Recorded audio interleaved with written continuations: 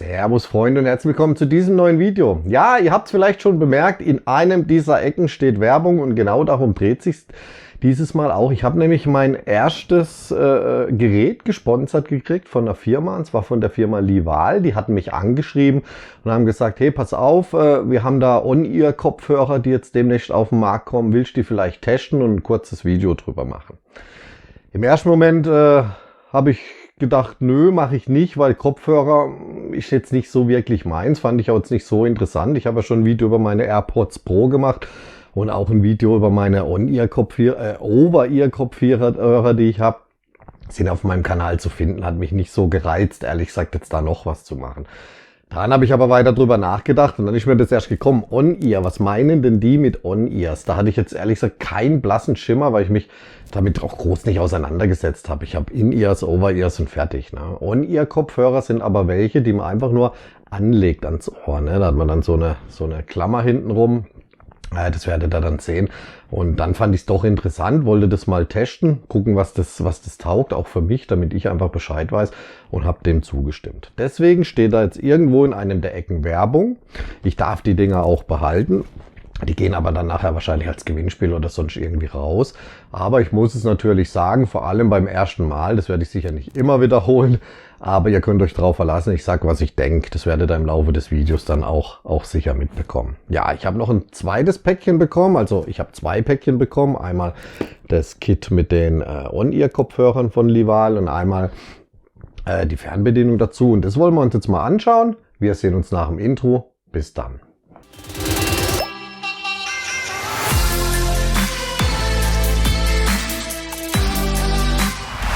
Ja, ich persönlich habe mir natürlich erstmal die Frage gestellt, warum braucht man On-Ears? Ja, hier am Rechner habe ich meine Beyerdynamics, also Over-Ears, die ich drüber stecke, wunderbar. Und für unterwegs habe ich meine AirPods Pro, die stecke ich mir ins Ohr und bin top zufrieden damit. Ja, wenn man aber mal ein bisschen drüber nachdenkt, kann das durchaus für einige Personen Sinn machen, weil On-Ears liegen natürlich nur leicht am Ohr an und ich muss sie nicht reinstecken. Ja, viele Leute haben ja nun mal das Problem, dass wenn sie sich In-Ears reinstecken, dass es dann nicht passt oder es drückt oder man hat Schmerzen nach einer gewissen Zeit. Ja, das höre ich immer wieder und es geht ja auch, selbst bei den AirPods Pro ging es ja darum, ich kann die nicht tragen, die fallen mir raus oder die tun mir weh oder sie passen nicht richtig, sie dichten nicht ab. Es gibt ja so 1000 Thematiken darum, warum man eben mit In-Ears Probleme haben kann. Ja, vor allem auch die Infektionsgefahr. Hatte ich jetzt noch kein Problem damit, aber es gibt natürlich sicher Leute da draußen, die wollen sich nichts ins Ohr stecken, weil es halt doch eine gewisse Infektionsgefahr birgt. Over-Ears, die würden die Probleme eigentlich alle lösen, aber die sind halt dementsprechend groß und klobig, will auch nicht jeder mit rumrennen. Und da kommen dann eben diese On-Ears ins Spiel. Die liegen nur an, die habe ich mit einem Bügel hinten festgemacht, die halten bombastisch. Ich habe keine Infektionsgefahr, ich muss mir nichts ins Ohr stecken und da macht es dann durchaus Sinn. Im Falle von den Lival LTS 21, die ich jetzt hier bekommen habe, haben wir sogar noch einen kleinen Vorteil dazu. Da ist noch eine Helmhalterung dabei, also zusätzlich zu dem Bügel für den Nacken ist noch eine Helmhalterung dabei. Da kann man nämlich die On-Ears fest an einem Helm befestigen, an einem Fahrradhelm, so dass wenn ich nachher beim Fahrradfahren bin, quasi die Dinger auch nicht im Ohr habe oder sonst was, sondern die sind fest mit dem Bügel am Helm befestigt. Und Lival kommt ja auch daher. Die machen ja hauptsächlich Helme und zwar voll die abgefahrenen Helme mit Blinkfunktion und Bremslicht und allem drum und dran. Die sind wirklich gut. Also was heißt gut? Ich habe sie nur nicht getestet, aber ich finde sie klasse. Ich habe mich mal ein bisschen informiert, was da so alles gibt und da würde mich auch mal ein Test interessieren. Aber heute soll es ja um die On-Ears gehen oder Open-Ears, wie es auch genannt wird oder wie es Lival sogar auf die Packung schreibt. Die schreiben ja Open-Ears drauf und ja, und ich würde sagen, wir steigen direkt ein mit dem Unboxing. Da schauen wir mal, was hier alles drin ist. Und dann testen wir die Dinger einfach mal von A bis Z durch und schauen, was die wirklich taugen. So, Lival bietet die Open-Ears in zwei Varianten an. Einmal der Sport-Variante und einmal der Pro-Variante. Und der Unterschied ist, dass bei der Pro-Variante einfach noch diese Bügel dabei sind und die Halter, um die Teile am Kopfhörer zu befestigen. So, und dann fangen wir mal an mit Auspacken. Ja, außen auf der Verpackung steht Zheng Qi drauf. Das ist eine chinesische Tennisspielerin, die scheint da auch ziemlich berühmt gewesen zu sein. Ja, interessiert uns jetzt eher weniger, aber in China mag das von Belang sein. Hinten drauf standen die Spezifikationen, die gehen wir aber nachher sowieso noch alle durch. Wir machen jetzt einfach mal das Päckchen auf. Ja, und innen finden wir sofort so ein schwarzes Papiermäppchen und da befindet sich die Bedienungsanleitung drin. Und zusätzlich noch so ein Reinigungstuch, so Reinigungstücher, die kennen wir auch von Handyfolien her. Damit kann man nachher einen Fahrradhelm vorreinigen, bevor man dann diese Halter dran klebt. Aber das sehen wir dann nachher noch. Die Bedienungsanleitung ist komplett, steht wenig drin, aber es reicht, um die Dinger zu bedienen. Ich meine, es sind Bluetooth-Kopfhörer am Schluss. Da muss man nicht die Welt drüber wissen. Von daher alles soweit gut. Ja, und da drunter haben wir dann das Mäppchen mit dem eigentlichen Produkt. Ich muss sagen, ist schön, dass das so ein Mäppchen dabei ist, macht wirklich was her. Und nachdem wir den Reißverschluss dann aufgefummelt haben, sehen wir auch schon, was wir eigentlich brauchen, worauf wir eigentlich gewartet haben.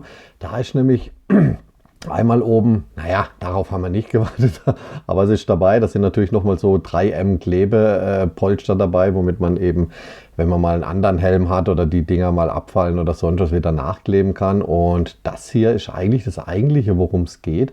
Das ist die Ladebox, das Ladecase für die zwei On-Ear-Kopfhörer und die sind da auch drin. Und im Prinzip ist das gleiche wie bei In-Ears oder sonst was. Ne? Ihr habt ein Ladecase, hat einen USB-C-Anschluss, von daher wunderbar. Und da liegen die Dinger drin und können geladen werden. Die technischen Daten dazu schauen wir uns noch an. So, und dann haben wir da noch die Halterung für den Helm später. Diese zwei kleine Dinger, die klebt man dann an den Helm und kann dann die On-Ears, Open-Ears da direkt dran klipsen. Und unten drunter befindet sich noch das USB-C-Ladekabel. Das darf natürlich auch nicht fehlen.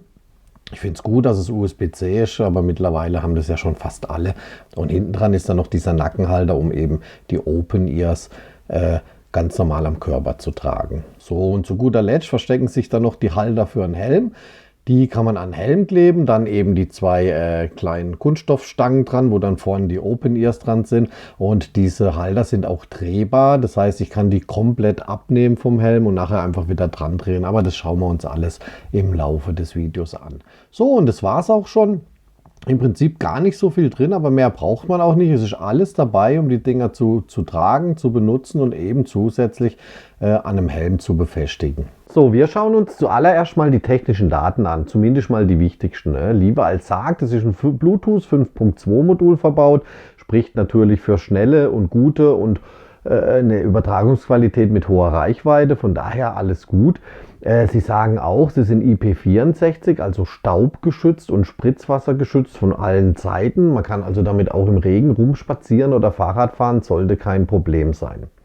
Weiterhin sagt Lival, dass sie einen 16,2 mm Lautsprecher verbaut haben, der für Superior Soundqualität sorgt. Also klingt nach dem Besten vom Besten. Wir werden nachher hören, was es wirklich kann. Auch sollen die Kopfhörer dafür sorgen, wenn ihr zum Beispiel am Telefonieren seid damit, dass die Umgebungsgeräusche nicht zu eurem Gesprächspartner durchdringen. Ja? Da soll ein Filter drin sein, der die ein bisschen abdämpft.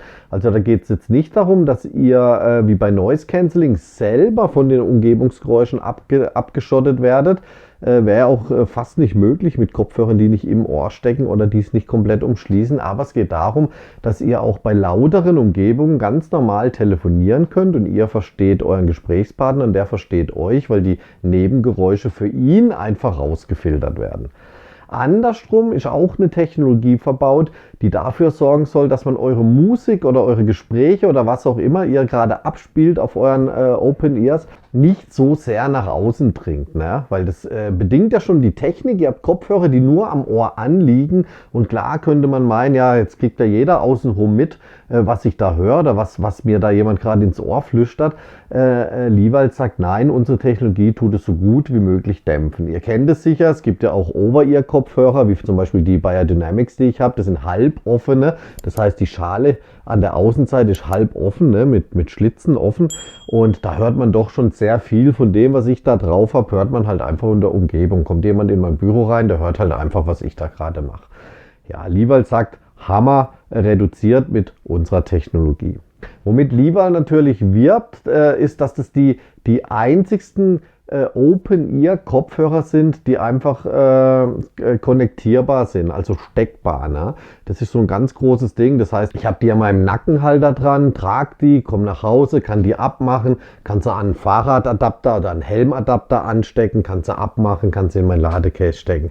Das ist so das große Ding, wo Lieberl auch sagt, das sind wir die Ersten, die das bringen, die Ersten, die das können.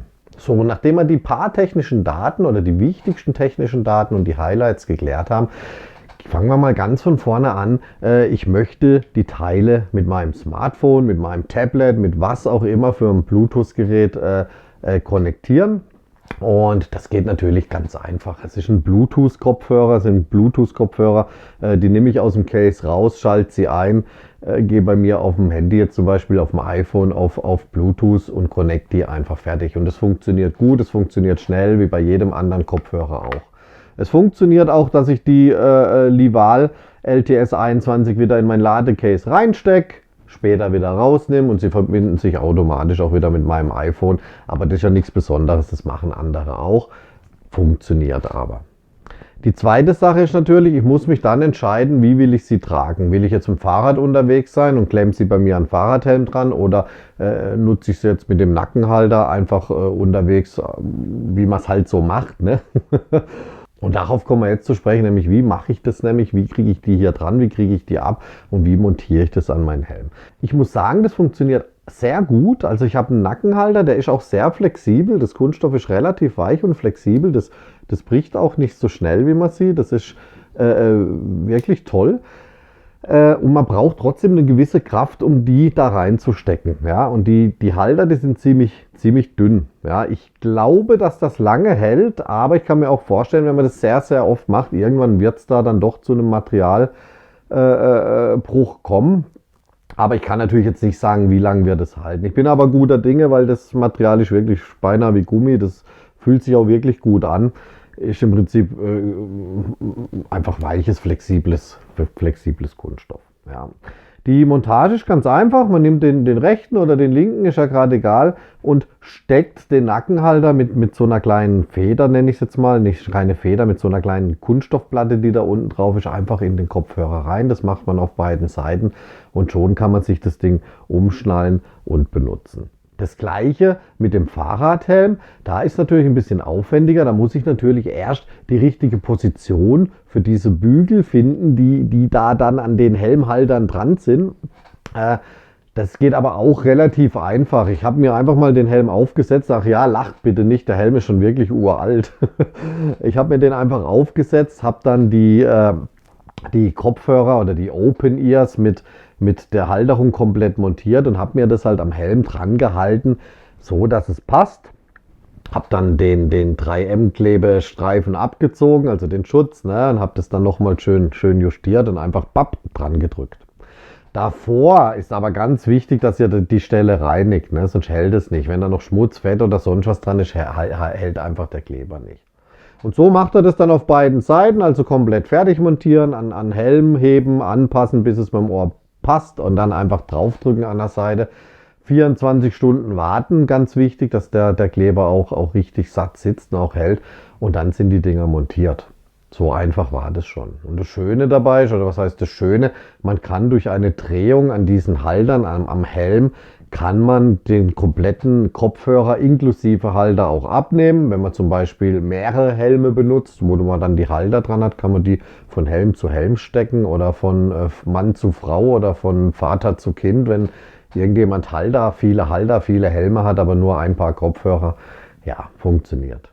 Genauso einfach ist dann auch die Montage an dieser Haltestange direkt oder zum Laden die Demontage. Man zieht die einfach von diesem Plastikclip runter, die Open Ears, und legt sie ins Ladecase und Thema ist erledigt und es lädt. Wenn wir schon beim Laden sind, ist natürlich eine ganz wichtige Frage, wie lang funktionieren die Dinger unterwegs. Ich muss gestehen, ich habe es nicht bis zum Schluss getestet, aber die versprochenen 12 Stunden, die Lival angibt, die sagen, ich habe pro Ladung in meinen Kopfhörern habe ich 12 Stunden Musikgenuss. Das schaffen sie. Das habe ich einmal gemacht. Das haben sie auch annähernd durchgehalten. Jetzt ist das Ladecase natürlich mit einer 800 Milliampere-Stunden Batterie versehen und Liewald sagt, ich kann da noch weitere 48 Stunden damit rausholen. Das heißt, ich kann die Dinger dann, wenn sie leer sind, nach 12 Stunden ins Ladecase machen, nochmal für 12 Stunden laden und das Ganze viermal, sodass man insgesamt auf 60 Stunden Musikgenuss kommen kann, wenn man sein Ladecase dabei hat. Wie ich schon erwähnt hatte, gibt es da auch eine Fernbedienung dazu. Das finde ich ganz gut. Also wenn man dann wirklich auf dem Fahrrad unterwegs ist, kann man eben über die Fernbedienung laut, leiser, Start, Stopp und Titel vor und Titel zurück machen. Die ist auch relativ einfach montiert. Ich mache das jetzt nur ganz kurz, weil die ist ja im Lieferumfang eigentlich nicht enthalten. Ist einfach ein Gummi dabei, man steckt sie auf ein Lenkrad, zieht den Gummi rum, klippt den hier ein und das Thema ist erledigt. Dann hält die und genauso einfach geht es dann hier über eine Lasche wieder ab. Habe ich sie in der Hand und kann zum Beispiel die Batterien wechseln, die da drin sind. Die sollten aber allerdings relativ lange halten, weil da braucht er nicht viel Strom dafür. Da klickt man auch nicht so ewig drauf rum. Ja, nachdem man das alles montiert hat und es funktioniert und wunderbar und man startet, ist natürlich das Wichtigste, was können die Dinger? Und da ist natürlich A und O die Soundqualität. Und ich habe mir die angehört, ich habe die mir ans Ohr gemacht mit dem Nackenhalter und habe ein bisschen Musik gehört damit oder sogar in letzter Zeit ein bisschen viel, weil ich wollte sie auch wirklich testen. Und muss sagen, die Musik war gut. Für mich war das soweit gut. Ich habe gedacht, ja, okay, es fehlen ein bisschen Bässe, aber es klingt wirklich gut. Ja. Superior Sound würde ich es jetzt nicht nennen, aber es ist ein okayer Sound. Ich habe dann den Fehler gemacht, aber ich muss es halt vergleichen und habe meine AirPods Pro ins Ohr gesteckt und die gleichen Titel dann da nochmal gehört und hin und her verglichen. Und ich muss sagen, die AirPods Pro, die sind natürlich um Welten besser. Ich habe bei den Lival LTS 21 kein Bass oder nur sehr wenig Bass, was natürlich daher geschuldet ist, dass die einfach offen liegen. Auch wenn relativ großer Lautsprecher verbaut ist, packt der einfach nicht den Bass wie bei geschlossenen In-Ears, die auch da wirklich einen Druck aufbauen können. Ganz klar. Der Bass ist aber dennoch okay. Ja, es ist jetzt es knallt dich vom Teller Bass, aber es ist ja, ich will das nicht schlecht reden, aber auch nicht zu gut reden. Es ist ein okayer Bass. Es ist wirklich okay. Die Klangqualität, und da wisst ihr ja, das hatte ich schon bei meinen Bayer Dynamics Kopfhörer gesagt, ich bin mittlerweile 45, ja, da haben andere vielleicht bessere Ohren. Ich bin auch kein Spezialist für Klangqualität, aber die ist wirklich in Ordnung. Ja, also die Höhen, die Tiefen, die Mitten, alles, es klingt rundum eigentlich ausgewogen. Da gibt es allerdings dann eine Ausnahme und da kommen wir auch schon auf das Negative zu sprechen.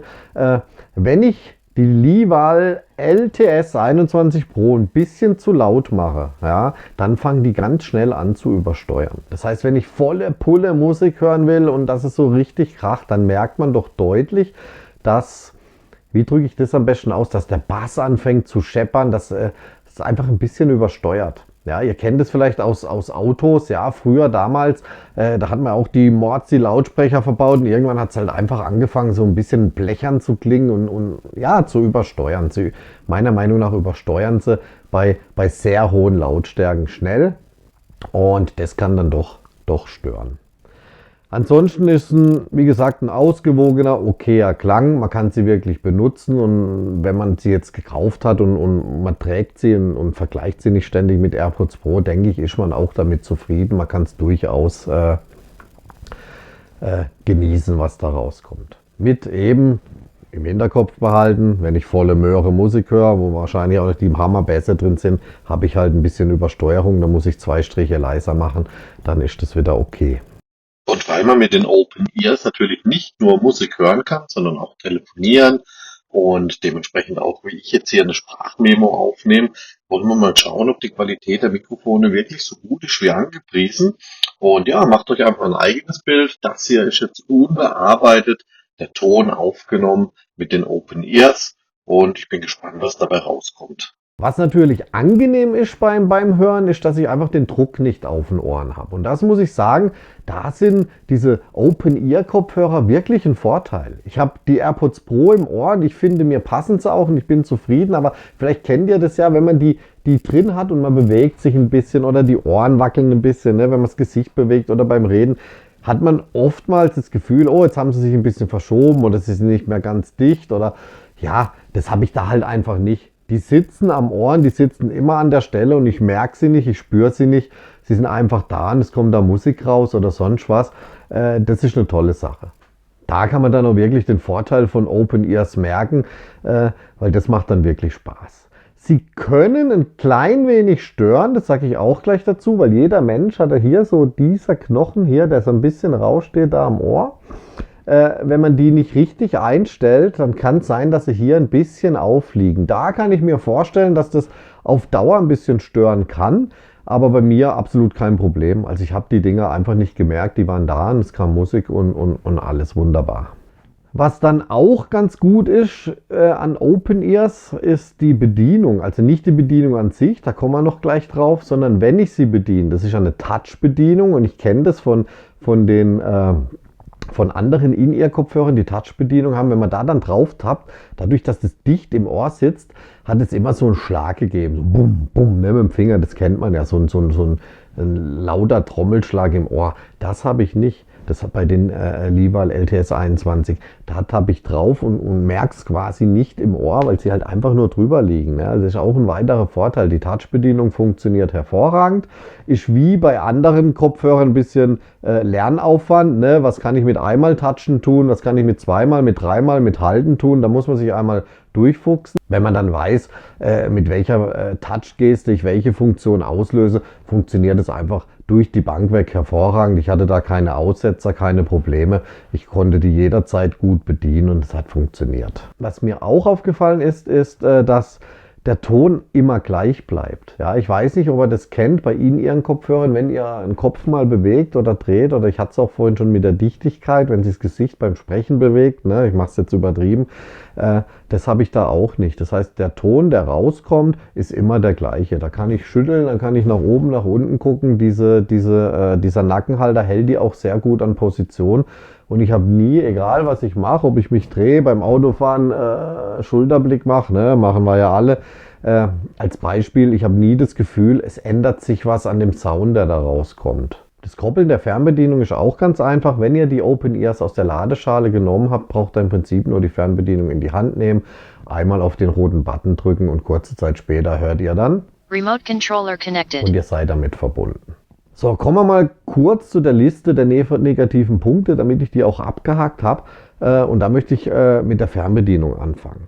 Die ist gut und die funktioniert, aber es gibt eine nervende Sache und die hat mich echt schier zum Wahnsinn getrieben. Ich sitze auf dem Fahrrad, habe die LTS 21 am Ohr, höre Musik und sage der Fernbedienung lauter. Ich drücke drauf, sage lauter, lauter, lauter, ne, weil es funktioniert nicht, dass ihr drauf bleibt und er kontinuierlich lauter geht. Also drückt man natürlich ein paar Mal drauf und irgendwann ist dann die Maximallautstärke erreicht und euer Kopfhörer sagt zu euch Maximum Volume. Aber der hat sich gemerkt, dass ich da jetzt 30 Mal drauf gedrückt habe und dann passiert das. Volume maximum. Volume maximum. Volume maximum. Volume maximum. Und das kann einem tierisch auf den Sack gehen, weil das will man nicht. Ja, ich habe Lival das Problem auch geschildert. Die haben ja auch schon eine Antwort gesendet. Was sie genau gesagt haben, steht unten in der Videobeschreibung drin. Falls ihr euch die Dinger kauft, ist das sicher interessant. Damit könnt ihr genau dieses Problem verhindern. Es liegt anscheinend an Apple. Ja, mit Android-Smartphones soll das nicht passieren. Ein weiteres Problem, was mir aufgefallen ist, dass wenn man an der Fernbedienung den Ton leise macht, kriege ich ihn über Smartphone nicht mehr laut. Ja, jetzt denkt er auch, was erzählt der von Quatsch? Aber das muss man erklären, das ist gar nicht so einfach. Ich habe die Möglichkeit, an meinem iPhone die Lautstärke ganz normal über die Lautstärketaste zu verstellen. Ja? So, wenn ich die ganz auf laut mache und über die Fernbedienung die Kopfhörer wieder leise stelle, werden die Kopfhörer tatsächlich leiser, aber der Lautstärkebalken auf dem iPhone bleibt auf voller Lautstärke. Das heißt, ich tue über die Fernbedienung direkt die Lautstärke im Kopfhörer verändern, aber nicht von meinem Telefon. Ja? Und wenn ich jetzt natürlich hingehe und sage, ich mache jetzt hier ganz leise, dann werden meine Kopfhörer auf leise gestellt. Und wenn ich dann die Fernbedienung wegmache und mit meinen Kopfhörern das nächste Mal unterwegs bin, kann ich auf meinem Smartphone, solange ich will, laut drücken. Die Kopfhörer werden einfach nicht mehr lauter. Fragt mich nicht warum, fragt mich nicht, wie es das soll, habe ich auch lieber geschrieben. Das soll es dann auch anscheinend eine Lösung dafür geben, weil das ist natürlich ein Problem. Ihr seid beim Fahrradfahren, stellt ihr euch eine beliebige Lautstärke auf der Fernbedienung an und könnt von dieser Maximallautstärke, die ihr zuletzt drin hattet, nur noch nach unten regeln und bis dahin, aber eben nicht mehr höher. Ja, das ist ein bisschen eine komische Sache. Was mich auch stört, aber da ist Lival nicht allein betroffen, das stört mich auch bei den AirPods Pro. Ich habe keine Möglichkeit am Kopfhörer direkt durch Tappen die Lautstärke zu verändern. Ich finde, das ist unmöglich. Jedes Mal muss man dann ein Smartphone in die Hand nehmen.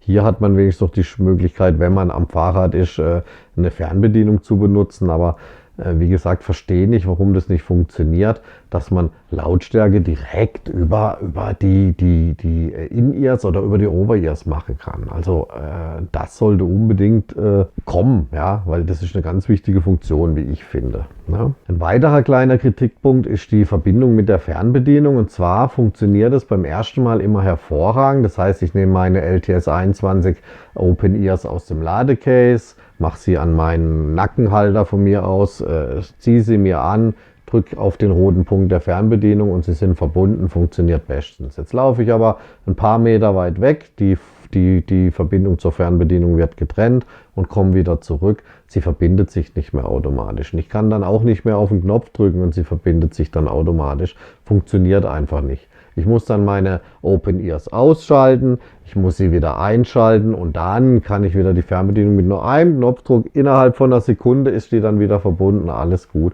Aber wenn sie die Verbindung einmal verliert, einfach wieder zu sagen, hey, da bin ich wieder, das funktioniert nicht. Aber ich denke, das wird auch eine Sache sein, die man per Software beheben kann, habe ich auch Lival schon geschrieben. Mal schauen, was da noch kommt. Ja, das soll es auch schon gewesen sein. Ich möchte gleich zum Fazit übergehen. Und zwar kann ich euch leider über den Preis nichts sagen, weil die Seite, die ich zu den LTS 21 bekommen habe, ist noch die Pre-Order-Seite. Die kommen ja jetzt erst auf den Markt. Ich glaube, ab 17 ist soweit. Von daher kann ich nur vermuten. Ich schätze, die werden so zwischen 90 und 150 Euro kosten. Und genau mit dem Preis werde ich jetzt auch mein Fazit bilden. Ja, und da muss ich sagen, das Fazit, um es vorwegzunehmen, ist ein gutes Mittelmaß. Ja. Man darf sie von der Soundqualität nicht mit AirPods Pro vergleichen oder mit anderen hochpreisigen Kopfhörern. Das geht einfach nicht. Mir fehlt der Bass. Ich habe ein leichtes Übersteuern und ja, es ist einfach nicht zu vergleichen. Aber die Klangqualität ist okay. Das heißt, ich muss mich jetzt nicht irgendwie zwingen, mit den Dingern unterwegs zu sein, sondern ich mache es auch wirklich gern. Ich muss einfach darauf achten, dass ich nicht Maximum Volume mache, damit es nicht anfängt zu übersteuern. Und dann ist alles gut. Ja, da kann man wirklich durchaus damit leben. Die Vorteile, die man halt genießt, sind halt zum Beispiel beim Sport oder bei schnellen Bewegungen. Die Dinger die sitzen immer an der gleichen Stelle, die stören nicht, wenn ich schwitze oder sonst was. Ich kann mich bewegen, wie ich will, es funktioniert. Ich habe nicht die Infektionsgefahr im Ohr. Muss ich gestehen, für mich kein Problem, aber gibt sicher Leute, die legen da Wert drauf. Und da ist es natürlich eine super Alternative, ganz klar. Funktionen wie Geräuschunterdrückung beim Telefonieren funktioniert natürlich nicht so, dass man gar nichts hört, was in der Umgebung ist, oder dass euer Gesprächspartner gar nichts von der Umgebung hört, aber es wird doch reduziert. Was nicht so gut funktioniert hat, ist diese Reduktion von eurer Musik nach außen, also dass die Außenwelt nicht alles mitkriegt, was ihr da gerade hört. Das habe ich mir auch nur schlecht vorstellen können, wie man sowas reduzieren will. Durch Software oder durch irgendeine spezielle Technik. Ihr habt nun mal einen Kopfhörer, der aufs Ohr strahlt und der eben frei liegt, ist so. Aber es ist nicht so schlimm. Also meine Beyerdynamics, die sind halboffen, da hört man wesentlich mehr. Wenn ich damit in der Straßenbahn sitze oder im Zug und höre Musik, da hört wirklich jeder alles, was ich da mache. Ja, und bei ganz offenen Over-Ear-Kopfhörer, die Beyerdynamics zum Beispiel, gibt's auch als offene Version, da hört man natürlich dann so gut wie alles. Ne? Es ist okay, es funktioniert, aber es ist halt nicht das Nonplusultra. Es sind keine High-End Supreme Imperial Kopfhörer, wie es halt beworben wird. Es ist aber ein sehr, sehr gutes Mittelmaß und für das Geld durchaus kaufbar. Wenn man nun mal auf die Vorzüge Wert legt, die wir ja besprochen haben, dann sind die durchaus kaufbar für das Geld und man ist auch durchaus zufrieden damit. Ja. Es ist also wirklich kein Mist. Es sind solide Kopfhörer für einen angemessenen Preis. Schön ist, dass man die dann später, wenn man zum Beispiel einen Levi-Helm will, schaut euch die Helme mal an, vielleicht habt ihr Interesse dran an einem Helm mit Rücklicht und Blinker wegen der Sicherheit, dann kann ich das natürlich kombinieren mit der Fernbedienung, hab da ein System und es passt dann einfach. Ja. Soweit, so gut. Das soll es gewesen sein. Wir sehen uns beim nächsten Video. Da geht es dann um die Philips Hue Go. Da bin ich gerade fleißig dran am Bauen. Wir sehen uns. Bis dann.